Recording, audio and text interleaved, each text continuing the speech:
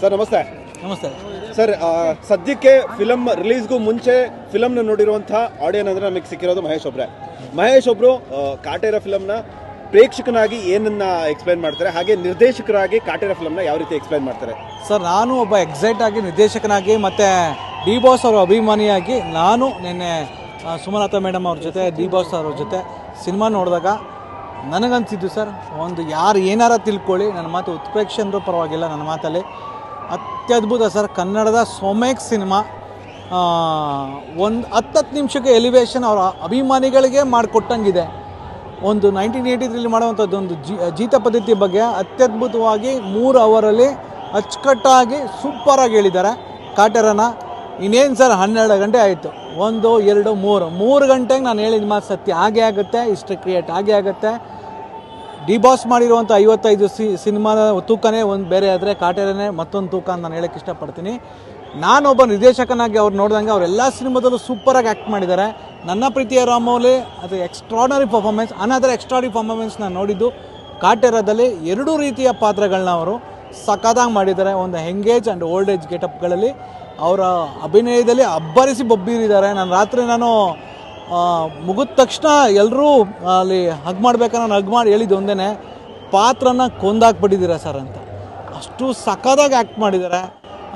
ಹೆಂಗೆ ಗೆಟಪಲ್ಲಿ ಮಾಡೋದು ತುಂಬ ಈಸಿ ಆ್ಯಕ್ಟರ್ಗಳೇ, ಬಟ್ ಆ ಒಂದು ಏಜ್ ಆದ ಗೆಟಪ್ಪಲ್ಲಿ ಅಷ್ಟೊಂದು ರಫ್ ಆ್ಯಂಡ್ ಟಫ್ ಏಜ್ ಆದ ಗೆಟಪ್ಪಲ್ಲಿ ಮಾಡಿದ್ದು ನೋಡಿ ನನಗೆ ಖುಷಿ ಆಯಿತು. ಗಟ್ಟಿ ಕತೆ, ಗಟ್ಟಿ ನಿರ್ಮಾಪಕರು ಅದ್ಧೂರಿಯಾಗಿ ತೆಗೆದಿದ್ದಾರೆ. ಕನ್ನಡದ ಹೆಮ್ಮೆ ಚಿತ್ರ. ಈ ವರ್ಷ ಬ್ಲ್ಯಾಕ್ ಬಾಸ್ಟರ್ ಸಿನಿಮಾ ಯಾಕಿಲ್ಲ ಅಂತ ಕೇಳ್ತಾ ಇದ್ರಲ್ಲ, ಬಂದಿದೆ. ಇನ್ನು 3 ಅವರಲ್ಲಿ ಬರೆದಿಟ್ಕೊಳ್ಳಿ, cinema blockbuster hit. Sir, Kannada ಚಿತ್ರರಂಗದಲ್ಲಿ 2023 ಒಂದು ಕೊರಗಿತ್ತು, ಒಂದೇ ಒಂದು ಹಿಟ್ ಫಿಲಮ್ ಸಿಕ್ಕಲಿಲ್ಲ, ಒಂದೇ ಒಂದು ಬ್ಲಾಕ್ ಬಸ್ಟರ್ ಆಗಲಿಲ್ಲ, ಸ್ಟಾರ್ಸ್ಗಳು ಯಾರೂ ಫಿಲಮ್ ಮಾಡ್ತಿಲ್ಲ ಅಂತೇಳಿ. ಬಟ್ ದರ್ಶನ್ ಅವರ ಕಾಟೇರ ಚಿತ್ರ ಅದೆಲ್ಲದಕ್ಕೂ ಉತ್ತರ ಆಗಿ ನಿಲ್ಲುತ್ತೆ ಅಂತೇಳಿ ನಿಮ್ಮ ಖಂಡಿತ ಸರ್, ಖಂಡಿತ. ಒಂದು ಒಳ್ಳೊಳ್ಳೆ ಚಿತ್ರಗಳು ಬಂದಿದೆ, ಬಟ್ ಬ್ಲಾಕ್ ಬಸ್ಟರ್ ಆಗಿಲ್ಲ ನಮ್ಮ ಇಂಡಸ್ಟ್ರಿಲಿ ಅಷ್ಟೇ.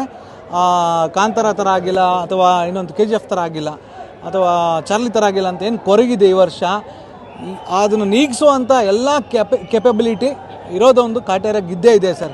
ಅದಕ್ಕೆ ನಾನು ಇಲ್ಲಿಂದ ಇಂಡಸ್ಟ್ರಿಗೆ, ನಾನೊಬ್ಬ ಚಿಕ್ಕ ನಿರ್ದೇಶಕ, ಕೇಳೋಷ್ಟು ದೊಡ್ಡವನಲ್ಲ, ಆದರೂ ಕೇಳ್ತೀನಿ, ಎಲ್ಲರೂ ಒಂದು ಒಮ್ಮನಸ್ಸಿನಿಂದ ಒಂದು ಕನ್ನಡ ಸಿನಿಮಾ ಅಂತ ಸಪೋರ್ಟ್ ಮಾಡೋಣ.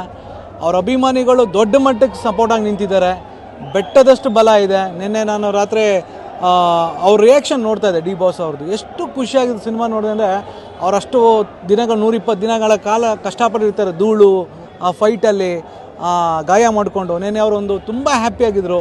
ಸುಮಲತಾ ಮೇಡಮ್ ಅವರ ಒಂದು ರಿಯಾಕ್ಷನ್ ಆಗ್ಬೋದು ಸಿನಿಮಾ ನೋಡಿದ ನಂತರ. ಎಲ್ಲರೂ ಅಭಿಪ್ರಾಯನೂ ಕೇಳ್ತಾಯಿದ್ರು. ನಾನು ನಿಂತಿದ್ದ ಕರೆದು ನನ್ನ ಕೇಳಿದ್ರು, ಏನು ಅನ್ನಿಸ್ತು ಡೈರೆಕ್ಟರ್ ನಿಮಗೆ ಅಂತ. ನಾನು ಡೈರೆಕ್ಟಾಗಿ ಹಗ್ ಮಾಡಿದ್ದೀನಿ. ನಾನು ಫಸ್ಟ್ ಹಾಫ್ ನೋಡಿದಂಗೆ ಹಿಂಗೆ ಹೇಳಿದ್ದು, ನಾನು ಏನು ಮಾತಾಡೋಲ್ಲ, ಸೂಪರ್ ಅಂತ ಹೇಳಿದೆ. ಸೆಕೆಂಡ್ ಹಾಫ್ ಎಕ್ಸ್ಟ್ರಾರ್ನರಿ, ತುಂಬ ಗಟ್ಟಿ ಕತೆ, ಸೊಮೇಕ್ ಕತೆ ಸರ್. ನನಗೆ ಗೊತ್ತಿರೋಂಗೆ ಈ ಸಿನಿಮಾದಿಂದ ಇದುವರೆಗೆ ಅವ್ರಿಗೆ ರಾಷ್ಟ್ರ ಪ್ರಶಸ್ತಿ ಬಂದಿಲ್ಲ ಡಿ ಬಾಸ್ಗೆ. ಈ ಪಿಕ್ಚರಿಂದ ಅವ್ರಿಗೆ ಆ 2 ಕ್ಯಾರೆಕ್ಟ್ರ್ ಯಾರೇ ನೋಡಿದ್ರು ರಾಷ್ಟ್ರ ಪ್ರಶಸ್ತಿ ತಗೊಳ್ಳುವಂಥ ಎಲ್ಲ ನಾಯಕ ನಟಾಗಿ ರಾಷ್ಟ್ರ ಪ್ರಶಸ್ತಿ ಬಂದಿಲ್ಲ ಅನ್ನೋದು ಒಂದು ಕೊರಗಿತ್ತು. ನನಗೆ ಗೊತ್ತಿರೋಂಗೆ ಈ ಪಾತ್ರ ಬಂದಂಥ ಅವ್ರಿಗೆ 100% ಈ ಕತೆಗೆ, ಚಿತ್ರಕಥೆಗೆ, ನಿರ್ದೇಶನಗೆ, ಹಾಗೆ ಈ ನಾಯಕನ ಪಾತ್ರಕ್ಕೆ ರಾಷ್ಟ್ರ ಪ್ರಶಸ್ತಿ ಬರೋದ್ರಲ್ಲಿ 2 ಮಾತಿಲ್ಲ. ಬರಲಿ ಅಂತಲೇ ಕೇಳ್ಕೊತೀನಿ. ಅಷ್ಟು ಒಳ್ಳೆ ಕತೆ ಸರ್.